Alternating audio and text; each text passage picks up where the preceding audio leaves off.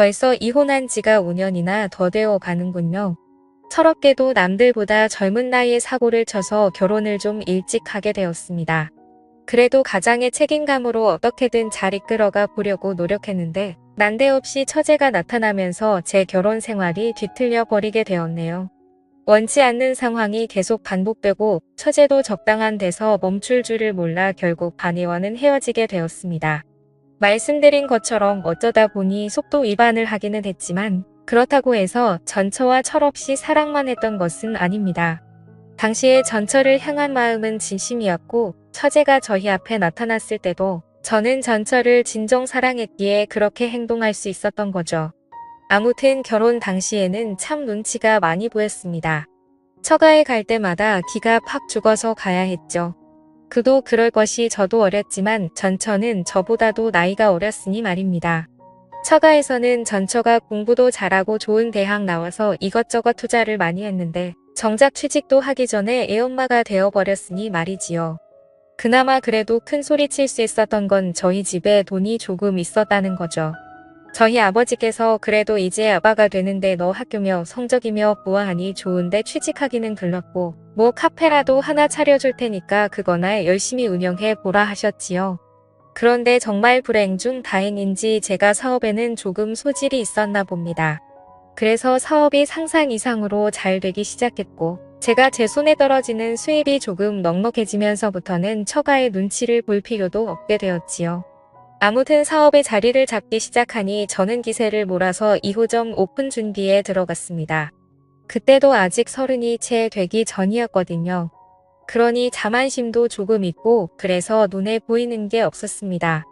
그래도 진짜 하늘이 도왔는지 처음에는 가게가 잘 안 되고 반응도 없어서 큰일 났구나 싶었는데 근처에 뭐 이런저런 게 들어오면서 2호점도 순식간에 매출이 오르게 되었지요.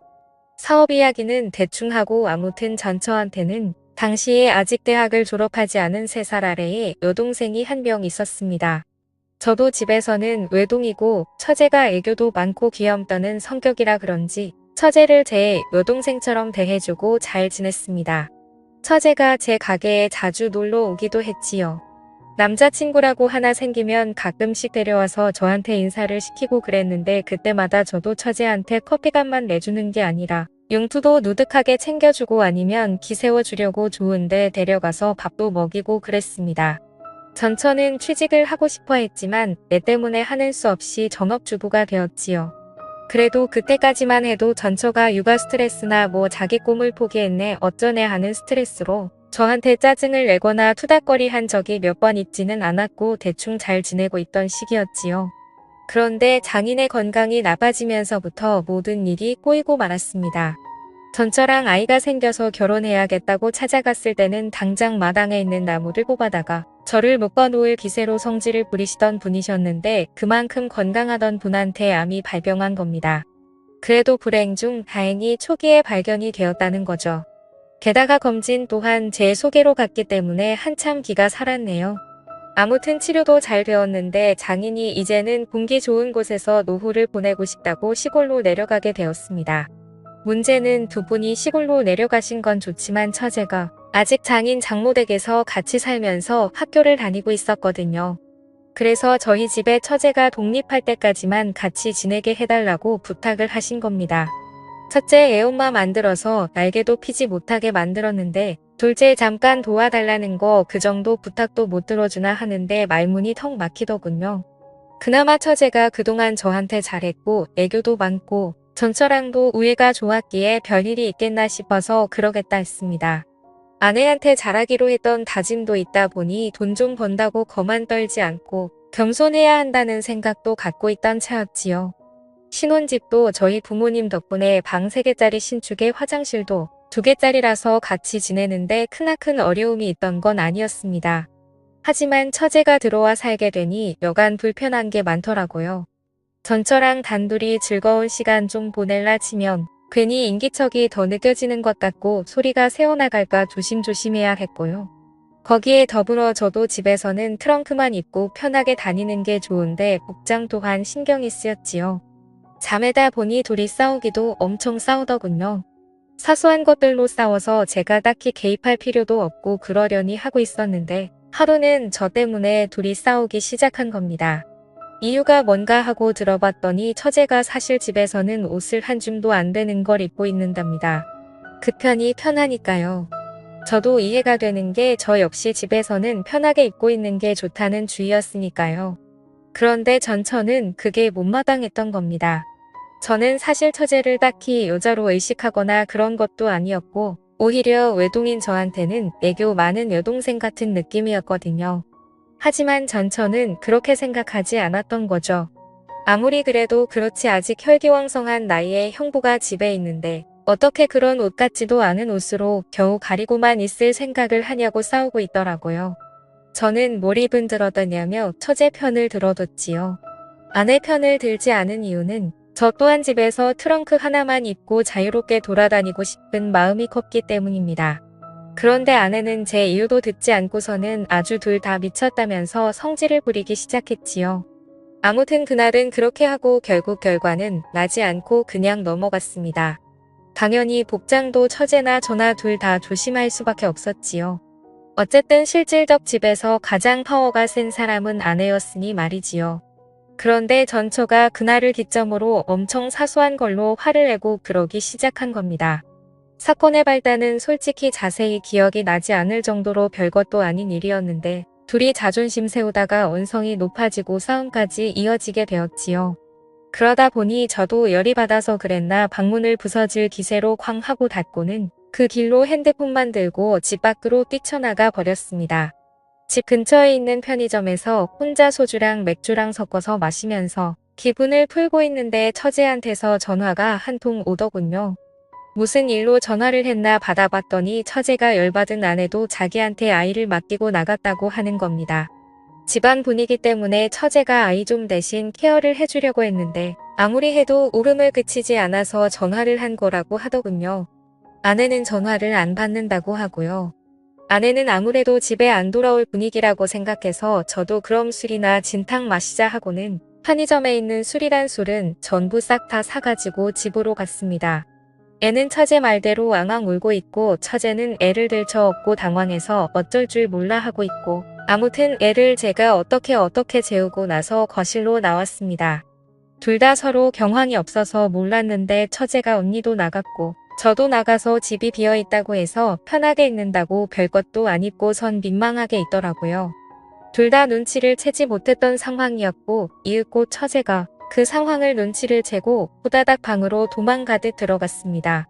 괜히 제 시선이 향한 곳 때문에 더 분위기가 그래졌나 싶었는데 조금밖에 안 마시긴 했지만 술 기운도 있고 해서 그냥 술이나 더 마시다가 기분 좋게 잠이나 들자는 생각이었지요. 그래서 편의점에 사온 술에다가 간단한 데워 먹는 안주거리 꺼내서 저 혼자 나름 술상을 차리기 시작했습니다. 한참 다 차려놓으니 다시 아내가 원하던 대로 꽁꽁 싸매고 있는 처제가 나타나서는 형부 저도 옆에서 같이 마셔도 돼요? 하고 묻길래 그러라고 했지요. 어차피 혼자 다 마시기에는 조금 넉넉하게 사오기도 했으니 말입니다. 같이 술 한잔 나누고 있는데 처제가 자신의 언니지만 제 편을 들면서 욕도 해주고 제 기분을 많이 헤아려 주더라고요. 그래도 처제가 가족이라고 언니 편을 들어주는데 솔직히 반성도 많이 하고 그랬습니다. 처제랑은 한참 늦게까지 술을 마시다가 자러 갔고 그때까지는 아무 일도 없었습니다. 다음날 아침이 돼서야 아내가 들어왔지요. 처제가 제 기분도 많이 달래줬고 저도 더 자존심 부려봐야 뭐가 있겠나 싶어서 아내랑은 그날 화해하고 풀었습니다. 아무튼 처제가 그 당시에 남자친구가 새로 생겼어요. 매번 하는 것처럼 제가 일하는 가게로 데리고 와서 남자친구 소개도 시켜주고 저랑 같이 나가서 밥도 함께 하고 그랬지요. 그런데 알고 봤더니 그 남자친구란 자식이 사실 처제랑은 진심으로 만나고 싶었던 게 아니고 그냥 어떻게 하루만 재밌게 보내고 싶었던 겁니다. 처제는 그런 것도 모르고 형부인 저한테 인사도 시켰고 했으니 자기랑 본격적으로 연애를 하고 싶어 하는 사람이라고 믿었는지 그 자식한테 모든 걸 허락해버린 상황이었고요. 집에 와서 세상이 무너진 듯 울고 있는 처제의 모습을 보니 마음이 짠하더군요. 제 아들 녀석도 처제가 울어서 슬픈지 같이 울고 있고 그래서 그때 처제 달래준다고 노력 많이 했지요. 처제가 한 일주일 정도를 알아 누웠는데 제가 처제 데리고 나가서 명품 선물도 하나 해주고 한 끼에 5만원 10만원 하는 밥도 사주고 있습니다. 좋은 거 받고 맛있는 거 먹고 기운 좀 차리라고 말이지요. 그런 거 다 소용없었고 저녁에 술 한잔 같이 마셔주니 그제서야 처제가 마음을 추스르더군요. 그런데 처제가 술이 좀 들어가고 나서는 세상에 형부 같은 남자들만 있는 줄 알았다. 형부는 참 믿음직스럽다 뭐 이런 이야기를 하면서 언젠가부터 자연스럽게 제 호칭이 형부에서 오빠가 되더군요. 그날을 기점으로 처제가 조금 이상해졌습니다. 전에 집에 단둘이 있을 때 봤던 그런 옷들만 골라서 입고 아내가 안 볼 때면 식탁 밑으로 제 발을 툭툭 건드리면서 장난이라는 듯 의미심장한 미소를 보낸다든지 아랫입술을 깨물고 저를 쳐다본다든지 하면서 말이지요. 어느 순간부터는 정말 작정을 한 건지 제가 TV를 보고 있으면 제 옆에 앉으려고 하더라고요. 그래서 일부러 맨 끝쪽 자리에 앉으면 아예 팔 기대는 부분 그쪽 있잖아요. 그쪽에 걸터 앉아서 저랑 그렇게 붙어 있으려고 하는 겁니다. 하다 안 되겠다 싶어서 처제한테 시간 좀 내달라고 한 다음에 처제한테 왜 그러냐고 단도직입적으로 물어봤습니다. 처제가 깔깔 웃으면서 형부 지금 무슨 소리 하는 거예요? 하고 장난스럽게 받아치는 겁니다. 제 얼굴이 다 화끈해지더군요. 제가 과민 반응을 했나 싶고 처제 딴에는 정말 별것도 아니었을 텐데 제가 괜히 오버해서 받아들인 건가 싶었지요. 같이 술을 한두 잔 마시면서 이야기를 나눠봤는데 처제는 아직도 그 남자가 그리워서 죽겠나 보더라고요. 정말 자기 인생에 그렇게 좋아해본 남자는 없는 것 같다며 자기를 갖고 놀아도 되니까 그냥 자기 옆에만 있어주면 좋겠다. 뭐 이런 바보 같은 소리를 하길래 처제한테 그건 아닌 것 같다고 딱 잘난 옷을 박아줬습니다. 그러니 아주 서럽게 울기 시작하더군요. 차라리 울 만큼 울게 내버려 두는 게 맞겠다 싶어서 한참을 내버려 뒀네요.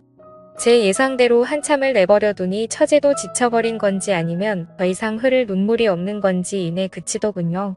처제가 조금 추스른 듯해 보이길래 술 더 마시게 해도 좋은 꼴 못 보겠다 싶어서 처제를 데리고 집으로 들어왔습니다. 아내가 처제 잘 좀 달래주고 오래서 다녀온 건데 집에 오니 아내는 세상 모르고 자고 있더라고요. 처제한테 나도 이만 자야겠다고 말하고 방으로 들어가려는데 처제가 잠깐만 도와달랍니다. 그래서 무슨 일인가 하고 방으로 들어서던 몸을 돌려 처제 쪽으로 향했는데 처제가 냅다 저를 끌어안다군요. 머리가 너무 뜨거워서 식히고 싶다고. 잠깐만 이렇게 있어달라고 부탁을 하는 겁니다. 처제가 기댄 제 어깨에 뜨거운 눈물이 느껴질 정도로 한참 슬프게 눈물을 흘리던 처제였습니다. 그거 말고는 딱히 무슨 일이 있던 게 아니에요. 한참을 둘이 아무 말도 없이 그렇게 끌어안은 상태로 서 있었지요. 그런데 조만간 문이 벌컥 열리더니 아내가 일그러진 표정으로 내가 이럴 줄 알았다면서 처제와 제가 부둥켜 안고 있는 그 상황을 들켜버리고 만 것입니다. 하늘에 맹세코 아무 일도 없었는데 아내는 막무가내로 나오더군요.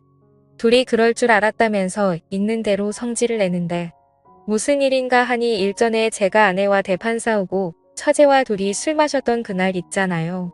그때부터 아내가 의심을 하기 시작했던 겁니다. 제가 사실 집에서 술을 마시는 법이 없는데 그날따라 집에 빈 술병이 한두 병이 아니었으니 말이지요. 집안일은 아내 몫이게 됐고 저도 술이 너무 취해서 뒷정리를 안 하고 잤는데 딱 봐도 그날 저랑 처제랑 단 둘이서 술을 엄청나게 많이 마신 걸 알게 되었던 거고요. 아내가 아침에 들어오면서 제 사과는 받았지만 내심 그날부터 아내는 괜히 처제랑 저랑 같이 술을 잔뜩 마시고 말 못할 비밀을 간직하게 된 것이고 그 뒤로부터도 둘이서 계속 뭐라도 있다고 생각하고 있던 겁니다. 그러던 와중에 아무리 해도 사실 처제랑 저 사이에는 별게 없었으니 들킬 일이 없었던 거죠. 그래서 잘 넘어가는가 했는데 한동안 처제가 그 남자한테 차이고 저한테 끼를 부리거나 이상한 행동을 했던 적이 있지 않다 했잖아요. 그때 아내가 다시금 그동안은 들킬 걸 우려해서 저희가 조심했던 거고 아내 딴에는 이제 시간이 좀 지났으니 괜찮겠지 싶어서 다시 자기를 두고 처제랑 제가 붙어먹고 기만을 하고 있었던 거라 생각했나 봅니다. 그러던 와중에 또 좀처럼 빈틈이 없다가 이번에 아내가 먼저 저한테 처제 좀 달래주고 오라. 그렇게 함정을 파놓고 자는 척을 하면서 기다리고 있던 겁니다. 자기가 집에서 자고 있으면 저랑 처제랑 그 자리에서 뭐라도 할 줄 알았나 봅니다. 처제가 아무리 설명해도 제가 아무리 이야기를 해도 아내 머릿속에는 이미 저는 처제와 선을 넘을 대로 넘은 남편이 되어 있더군요. 솔직히 더 설명할 틈도 없었습니다. 그래서 결국 이혼을 하게 되었지요. 시골로 내려간 장인 장모도 엄청 열이 받아서는 내 딸을 맡긴 거지. 한 명을 더 준 게 아니었다 하면서 아내가 했던 말은 거의 기정사실이 되어 있더군요. 결국 이혼을 하게 되었고 아내는 물론이고 처제까지 같이 제 곁을 떠나가게 되었습니다. 그냥 결혼 생활했던 기간만큼 해서 위자료 주고 아이는 제가 데려오는 걸로 해서 길게 끌지 않고 끝냈지요. 처제는 일말의 책임을 느끼는 건지 5년이 지난 지금도 저한테 개인적으로 연락이 오곤 합니다. 애초에 이렇게 된 게 자기의 책임이 크다며 그 사실을 통감하고 있던 처제였기에 저한테 더 잘하려고 하는 듯합니다. 하지만 이제 처제도 30이 다 돼가는데 남자친구를 따로 만들지 않고 있어요. 제가 쉬는 날이면 회사도 휴가 내고 저희 집으로 찾아옵니다. 집안일 좀 거들어주겠다고요. 처제가 쉬는 날이면 저 외롭지 않게 해주겠다며 제 가게로 오거나 집으로 찾아옵니다. 같이 시간 보내자고요. 이렇게 마음 써주는 처제가 고맙긴 하지만 처제도 알아줬으면 하네요. 이제 우리 두 사람은 공식적이든 비공식적이든 펴선 안 될 사람들이라는 걸 말입니다. 감사합니다.